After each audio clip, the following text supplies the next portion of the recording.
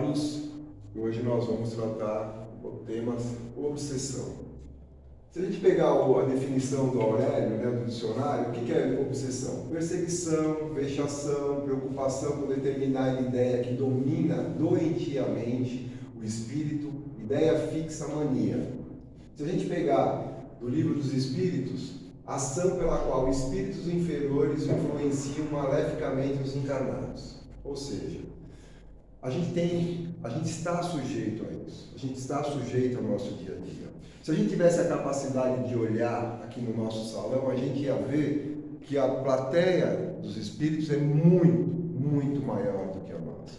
Que nós coexistimos com eles normalmente no nosso dia a dia, na nossa casa, no nosso trabalho, na rua. Eles fazem parte, eles estão aqui. Eles estão num outro plano, mas eles convivem conosco. O que faz a diferença, assim, como é que nós nos comportamos? Como é que é a nossa vida? Como é que é as nossas atitudes? Porque a obsessão, ela só existe quando existe uma troca, uma atração. Ninguém obsedia o outro de graça. Ninguém passa na rua e escolhe, olha aquele amiguinho lá, não. Existe uma ligação para isso. Uma ligação energética, uma ligação de sentimentos, uma ligação de intenções. E é isso que a gente vai ver como é que funciona. Quais são as causas? O que causa uma obsessão? Vingança, desejo do mal, falso amor, porque amor, quem ama, não prejudica. Quem ama, não mata. Quem ama, não aprisiona. Quem ama, não castiga. Essa história de que eu faço por amor é papo furado. Tá? A pessoa usa uma desculpa, porque quem ama não faz nada disso. Quem ama preserva, quem ama cuida, quem ama respeita. E é isso que nós temos que entender. Quando você usa essa desculpa que eu estou fazendo porque eu amo, alguma coisa está errada. Leviandade, divergências religiosas. Nós estamos hoje numa polarização muito grande. As pessoas não respeitam os outros. Se a gente parar para pensar friamente, o que é uma religião? A religião, ela é o veículo que nos leva até Deus. Cada um escolhe. Um pega um ônibus, outro pega um táxi, outro pega um carro. Ou seja, a religião, ela se afiniza com aquilo que nós acreditamos. Então não tem religião melhor ou pior, desde que ela pratique o bem. Tem sim a intenção que as pessoas fazem, ou usam a religião para fazer outras coisas. Então a gente tem que tomar muito cuidado quando a gente critica, quando a gente acha que nós somos superiores porque nós escolhemos esse ou aquele caminho, e que os outros não são tão bons quanto nós porque escolheram um caminho diferente. Não importa, Deus é o mesmo. Na verdade, o que a gente está escolhendo é só um caminho, aquele que nos afiniza, aquele que nos traz conforto para que a gente possa sentir melhor. Paixões, dinheiro e poder. Essas são uma beleza. O poder é uma coisa terrível, porque as pessoas falam assim, se eu tivesse lá eu não faria. Será? Para a gente saber, tem que pôr o poder na mão de alguém. Na hora que a gente tem o poder é que nós vamos saber se a gente vai fazer ou não. Dinheiro, então, nem se fala. Na hora que as pessoas têm acesso ao dinheiro, ele corrompe. Ele faz com que as pessoas se percam. Então, todas essas são causas habituais que trazem a obsessão. Por quê? Nós vamos ver. Com o passar do tempo, a gente deixa muitas coisas por resolver. Eu não me dou bem com fulano, mas também tudo bem, deixa ele para lá. Eu não me dou bem com meu irmão, eu não dou bem com a minha mãe, eu não dou bem com meu pai, eu não dou bem com minha família, eu não dou bem com meu vizinho. Só que na verdade é o seguinte, nós somos espíritos eternos. Hoje nós estamos espíritos encarnados, ou seja, nós estamos aqui. Mas nós vamos partir um dia, porque isso é certo. Todos nós vamos chegar um dia que nós vamos desencarnar. E todas essas pendências, dependendo do grau em que nós deixamos de resolver, elas vão ser cobradas do outro lado. Porque assim como nós, os parceiros que fazem parte dessa ação, ou seja, o outro ou a outra, ele também vai chegar um momento em que ele vai desencarnar. E quanto mais a gente deixar para resolver isso, mais a gente vai ter problema para poder fazer o acerto. E quando nós estivermos lá do outro lado, aí sim vai ser muito mais difícil. Porque aqui a gente às vezes está escondido, às vezes a gente está aqui camuflado, às vezes a gente vem aqui imbuído de outros sentimentos, mas quando a gente volta para lá, nós retomamos todas as nossas lembranças e todas as nossas ações que nós já praticamos. Tá? Às vezes em centenas de anos, né? Porque ninguém tem como saber desde quando nós estamos nessa caminhada. Nós vamos ver agora quais são as fases da obsessão. Nós temos 3 fases. Nós temos a fase simples, a fascinação e a subjugação. A obsessão simples é o seguinte: é o grau mais leve do processo obsessivo, caracterizada pela influência nas atividades mentais ou estados emocionais do envolvido. Influência através do pensamento, quase todos nós temos em menor ou maior grau. Ou seja, essa ninguém está livre. Na maioria das vezes nós estamos influenciados. Na maioria das vezes nós temos esse contato com algum ente querido que partiu, que sente saudade e quer ficar do nosso lado, com algumas pendências que nós deixamos e que elas querem ficar perto, ou para os bens materiais, uma casa que a gente compra e que era uma casa já habitada, ou seja, nós temos 1000 maneiras de ter essa obsessão simples. E na maioria das vezes, todos nós temos uma influência. Todos nós passamos por algum grau de obsessão. Uma coisa simples, uma coisa leve. Se todos nós fizéssemos um exame espiritual, provavelmente para todos nós sairia um amiguinho, sairia um companheiro que está perto, que está próximo, né? Isso não quer dizer que ele tem uma ação profunda para atrapalhar a nossa vida, não está ligado a uma vingança, não está ligado aos outros casos que nós vamos ver, que são muito mais sérios do que esse. Essa é uma coisa mais simples, uma coisa em que a gente convive com ela influencia muito pouco na nossa vida, mas ela está aí. O que a gente tem que estar é sempre atento, tem que estar sempre em busca. Por isso que nós temos que ter uma religião, por isso que nós temos que praticar a fé, seja lá qual for. Nós temos que ter um caminho que nos ligue até Deus. Nós temos que ter uma ligação para que a gente faça. Com o passar do tempo, nós não vamos precisar mais de templos, de locais. Nós temos uma ligação direta, mas hoje ainda nós precisamos desses rituais, nós precisamos desses locais, nós precisamos do condicionamento que nos traz para que a gente possa chegar até Deus. Somos assim, precisamos disso ainda. Com o passar do tempo, a gente vai deixar isso pelo caminho. A fascinação já é uma ilusão produzida pela ação direta do espírito sobre o pensamento da pessoa, perturbando-lhe o raciocínio. Inspira sentimentos e vontades, vícios, afasta de quem gosta, orgulho. Já é uma atuação um pouco mais incisiva. Se nós fizéssemos um estudo, a gente ia ver que todas as pessoas alcoólatras, viciadas em drogas, qualquer tipo de jogo, todas elas, ninguém está sozinho.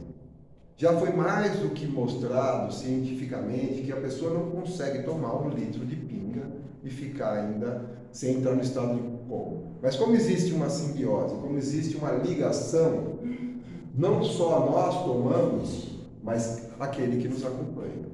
Então, por isso que é difícil os vícios, por isso que é difícil a gente se livrar deles, porque existe uma ação no nosso subconsciente que vai dizer: vai lá, toma mais um, pega mais um, acende outro, né? E aí a gente vê que na maioria das vezes as pessoas elas acham que as drogas, né, cocaína, maconha, LSD, crack, é a pior. Não, a pior é a bebida, porque a bebida está aqui na esquina. A bebida eu pego um copo, uma cerveja e sento na calçada e bebo. Eu entro no supermercado, eu abro uma garrafa e continuo bebendo. Então a gente começa a perceber que a gente tem algumas coisas que a gente ainda precisa esclarecer. Mas na maioria das vezes, todos esses caminhos, eles são levados porque existe uma ligação que, além de nós, começa a nos influenciar.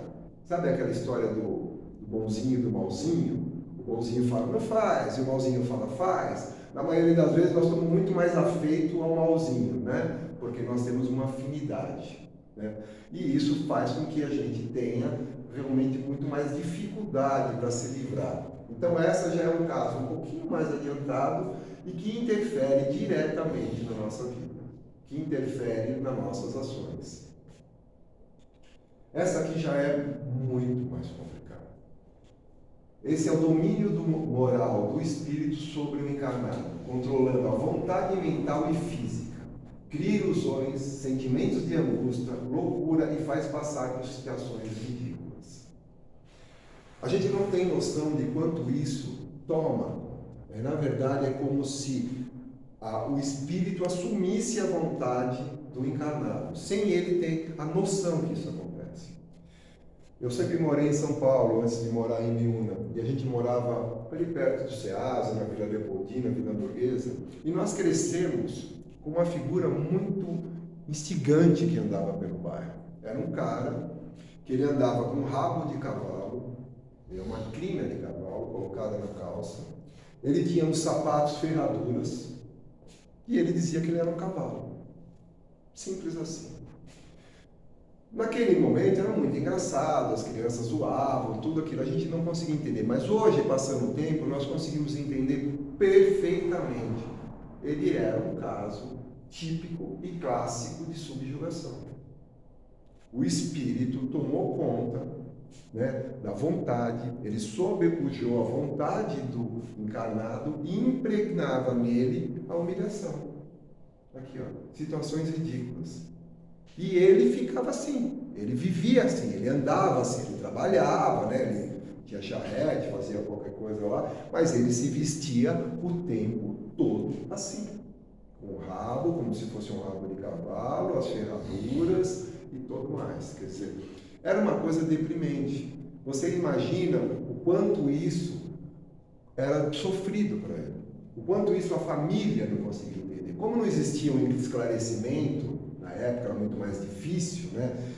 A família não conseguia atender, e talvez até pela própria crença, né? Como ele, nós temos outros casos muito mais sérios, né? Eu vou citar um caso aqui que é muito, eu acho que a maioria de vocês já ouviu falar. Aquele maníaco do parque cometeu vários e vários crimes em São Paulo. Ele decidia, quando ele ia matar, no banho. Enquanto ele tomava banho, existia uma luta, isso ele narrou, não foi ninguém. Claro que ele não tinha essa conotação religiosa, mas ele dizia o seguinte, que quando ele tomava banho, existia uma voz que dizia, sai, vai, e a outra dizia, não. Quando ele conseguia se controlar, ele ficava em casa. Quando ele não conseguia se controlar, ele saía e matava. Então vocês percebem que isso é muito mais sério. Isso nós estamos num caso em que realmente a pessoa, ela perde a ação. Ela tem um conflito interno, que ela não tem clareza, é lógico do que está acontecendo, mas nas narrativas que a gente vê desse caso e de outros casos, a gente percebe o quanto eles influenciam e o quanto eles se fazem presentes na vida das pessoas. Isso é terrível. Isso realmente é um caso muito sério, que ele tem que ser tratado, né, com psiquiatra, psicólogos e não um trabalho de desobsessão. Se não houver isso, não acontece. E o trabalho de desobsessão, ele tem eficácia quando, a gente vai ver um pouquinho para frente, quando a gente modifica a nossa maneira de pensar. Porque existe uma atração, existe uma ligação entre o desencarnado e o encarnado. Se nós continuarmos mantendo a mesma maneira de ser, a mesma maneira de agir, a mesma postura, a mesma conduta, é óbvio que a gente não vai conseguir se livrar. É óbvio que a gente não vai conseguir fazer com que isso se rompa. Até porque, na maioria das vezes, na grande maioria, são atitudes de vidas passadas que foram se acumulando, e aí aquele que foi prejudicado pela última vez, ele se sente no direito da vingança. Só que na maioria das vezes, como nós trabalhamos com isso, a gente faz o nosso trabalho, a gente faz uma regressão, uma maneira em que o espírito consiga enxergar, a gente vê que existe uma troca, que isso é apenas uma etapa, que os dois tiveram culpa, que os dois causaram isso, né? A gente vê isso numa entidade que chama-se família. Deus é tão bom que reuniu as pessoas mais problemáticas numa entidade que chama família. Às vezes nós temos o prazer e a oportunidade de conviver com espíritos afins, ou seja, aqueles amigos, são amigos, o filho, a mãe. Mas quando não conseguem, quando são espíritos extremamente antagônicos, eles são colocados como a mãe, como o pai, como o filho, para que esse amor filial ele possa segurar esse ímpeto. Porque se o amor filial não segura, nenhum outro amor no universo segura. Porque não tem amor maior que o amor filial. Então, quando acontece a situação, a gente vê que vem nessas entidades família para que a gente possa se resolver. E na maioria das vezes a gente não consegue, porque o que a gente faz? A gente abandona, deixa para lá, vira as costas, e aí a coisa só se perpetua. Como é que isso pode acontecer? Existem 4 formas. Desencarnado para encarnado, que é a forma mais normal, ou seja, o espírito, ele ainda está no plano espiritual, a outra parte da sua relação já encarnou, e ele não consegue aceitar, e ele, pela essa ligação mental, eles ainda continuam com isso. Então, o desencarnado assedia e obsedia o encarnado. Essa é a fórmula mais comum. Só que nós temos outras formas. Encarnado para desencarnado. Pode isso? Como é que pode? Se nós estamos aqui, nossos amiguinhos estão lá, como é que a gente pode obsediar eles? Eu vou contar para vocês um caso que aconteceu conosco, foi muito interessante. Antes de vir trabalhar aqui nessa casa que a gente ama, nós trabalhávamos durante 30 anos em São Paulo, numa casa que se chamava Segue a Jesus. E um dia nós atendemos uma pessoa que veio nos procurar, dizendo que ela não dormia. Ela não conseguia dormir. Todas as noites ela era acordada, ela tinha pensamentos, ela não conseguia dormir. Era uma vida dela, um horror. Então você imagina, não dormia, no outro dia ela estava estressada. Bom, isso era todos os dias. E ela nos procurou. E como é que funciona o tratamento de desobsessão? Normalmente a gente coloca essa pessoa, né, que está passando por isso, num círculo, numa roda, e aí a gente pede para que o médium que tenha facilidade de incorporar, ele incorpore essa entidade.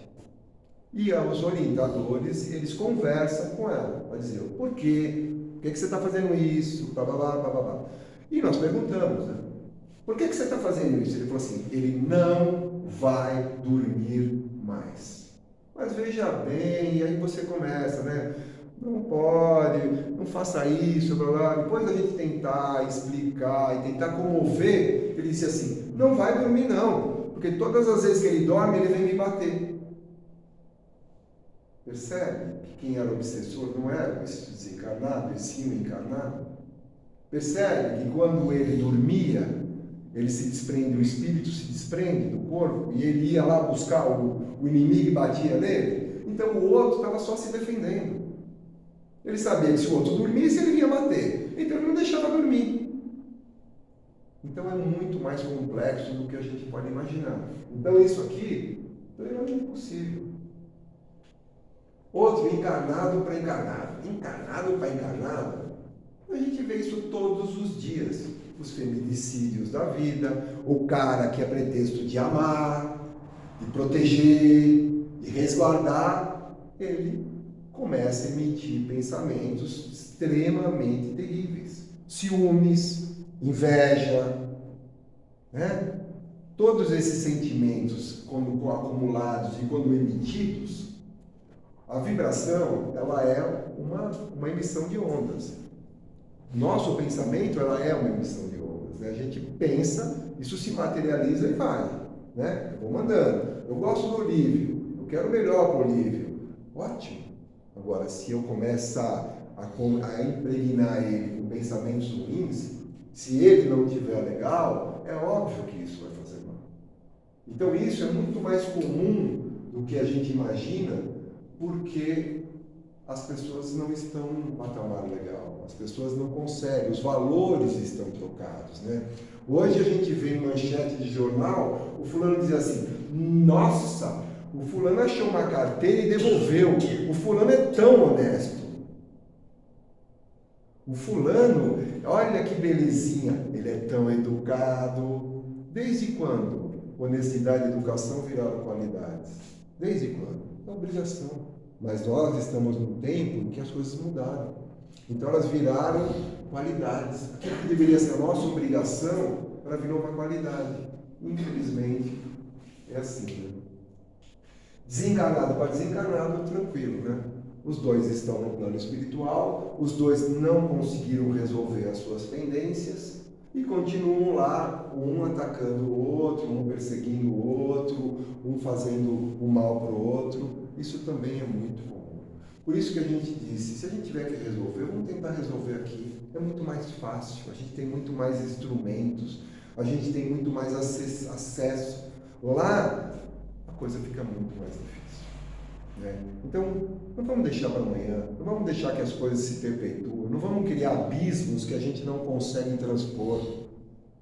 A coisa mais bonita que tem é falar, desculpa, sinto muito, eu não queria fazer isso. Não vai deixar você mais mulher ou mais homem ou menos mulher. Não vai mudar nada, vai apenas dar um passo para que as coisas possam se ajeitar. O que eu faço? Tudo bem, um monte de informação bacana, um monte de coisa ali difícil, e aí? O que eu faço? Aí, ó, não é tão difícil assim. Amar os inimigos. Amar os inimigos? Você está maluco? O amar não é querer conviver para ir na festinha, não é querer sair para ir no shopping, não quer ir dançar. O amar é respeitar o outro como um ser individual, com as suas limitações, assim como nós temos. E tudo bem. E dizer, tá ok, vamos lá. As pessoas não têm que ser iguais a nós. As pessoas não têm que se comportar igual a nós. As pessoas são o que são. E nós também somos o que somos. Resistentes à mudança, resistente ao novo. Então, a gente tem que apenas aceitá-los. Orar pelos desafios. Isso é um pouco mais fácil, né? Aquela pessoa que a gente tem uma dificuldade, aquela pessoa que a gente não lida bem, aquela pessoa que nos incomoda, não custa nas nossas orações a gente incluir ele. Não custa nas nossas orações a gente vibrar o bem. Porque fazer o bem para quem nos faz é a nossa obrigação. Fazer o bem para quem não faz é uma atitude de caridade. Porque a caridade ela tem várias facetas. E todos nós podemos fazer a caridade. Se a gente não tem bens materiais, a gente tem uma palavra, a gente tem um ombro amigo, a gente tem um tempo para despender para alguém. Então todos nós podemos. Esse aqui é o seguinte, exercício do perdão. O perdão é uma das coisas mais difíceis que tem para a gente realizar. Por quê? Não é assim, eu te perdoo, mas não quero te ver. Não te perdoe nada. Se eu não quero te ver, se eu não consigo conviver com você. Mas na hora que a gente conquista isso, e eu posso falar, porque eu conquistei, eu tinha algumas pendências e eu consegui fazer isso. Né? Ainda tem outros que eu preciso fazer, mas aqui eu consegui, o prêmio é algo inacreditável. Aquilo que vem no nosso coração, aquele sentimento que vem no nosso coração é a coisa mais gratificante que a gente pode ter. Porque o perdão ela é uma das atitudes de caridade, é uma das ações de caridade mais incríveis que a gente pode fazer. E a gente tem que fazer não buscando o certo e errado. Porque se a gente quiser que cada um se apresente e vai defender, é óbvio que aquele vai defender a história dele e o outro também. Quando a gente perdoa, a gente põe um fim no passado e deixa o passado, ele é passado. O minuto que acabou de passar, ele não volta mais. A gente não recupera mais. Agora, o minuto que vai vir, esse sim a gente faz como a gente acha melhor. Esse sim a gente faz. Então, o perdão é o seguinte, põe uma porta, fecha a porta e vai para frente. Não olha para trás. É só essa a maneira da gente conseguir. Porque se a gente quiser que os outros se retratem, que os outros se modifiquem, vai ficar o outro perdendo como nós e vamos continuar todo mundo empacado e sem fazer. Se a gente experimentar o perdão, a gente vai ver que é o sentimento mais incrível que a gente tem como conquista de seres imperfeitos que nós somos. Porque somos imperfeitos. Para nós nos acharmos no direito de cobrar, nós temos que ser perfeitos. Estamos longe, muito longe disso. Orar e vigiar, sempre. Orar e vigiar é aquela história que nós falamos. Se a gente não nos policiar com os nossos pensamentos, se a gente não nos policiar com as nossas atitudes, a gente vai estar sempre derramando. Sempre tem apoio, sempre tem apoio. Então, orar e vigiar faz com que a gente levante e se mantenha firme naquilo que a gente tem que passar.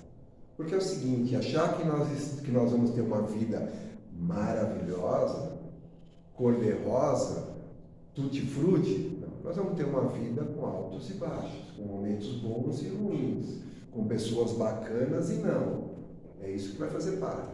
Então, o orar e vigiar, ele faz com que a gente se policie e se municie para que a gente possa passar por isso.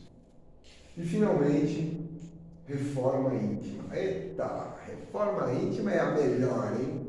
Mas como é que eu tenho que melhorar? O que é que eu tenho que melhorar? Eu nem sei! Então a gente sabe. Opa, a gente sabe. A hora que a gente deita a cabecinha no travesseiro, a hora que a gente vai lá no final do ano fazer o pensamento de como foi o nosso ano, todos nós sabemos. Todos nós sabemos aonde pega. Todos nós sabemos aonde nós erramos. A gente pode fazer de conta que não. A gente pode jogar debaixo do tapete. Só que tem uma coisinha. Quando a gente passar do outro lado, que a gente deixar de ter essa vestimenta carnal e virar um espírito desencarnado, a gente vai ser convidado para assistir um filme. E aí vai colocar uma tela lá maravilhosa, a gente vai sentar, pegar um pacotinho de pipoca e vai olhar o filme. E aí a gente vai ver que a atriz ou o ator principal somos nós. Aí nós vamos ver que tudo aquilo que a gente escondeu, ele está lá, registrado na nossa vida, registrado no nosso currículo como seres eternos. Não dá para esconder. Então a reforma íntima propicia com que a gente vai nos modificando. Mas peraí, você está dizendo que eu tenho que ser perfeitão? Não. Perfeito. Está longe. Nós temos que ir melhorando um pouquinho de cada vez. A gente sabe o que pega. Então hoje a gente melhora uma coisinha, demora um pouco, depois a gente corrige outra, e assim por diante. Nós vamos fazendo ações pequenas, que é isso que dá para a gente fazer, e a gente vai se modificando e vai nos tornando melhores, vai nos tornando diferentes, vai nos tornando pessoas em que a gente vai cada vez ficando melhor para conviver com os outros e melhor na nossa existência, né? E tentando não angariar coisas ruins para o nosso futuro, né? Porque já basta aquilo que a gente já traz na nossa carga como seres, né, imperfeitos. Então tudo isso, essas são as ações que a gente pode fazer, né? A gente fazendo um pouquinho de cada um, a gente vai chegar num caminho legal e vai estar cada vez mais distante dessas situações incômodas de ser controlado por outro que não nós, de perder a nossa vontade, de perder o nosso livre-arbítrio. Aqui tem uma biografia, né? Estudo da mediunidade, livro dos espíritos, livro dos médios, e aqui tem nesse site luzespírita.org.br tem videoaulas sobre esse tema e outros temas muito interessantes. É muito legal se a gente puder ver. Muito obrigado pela atenção de vocês e uma ótima noite para nós.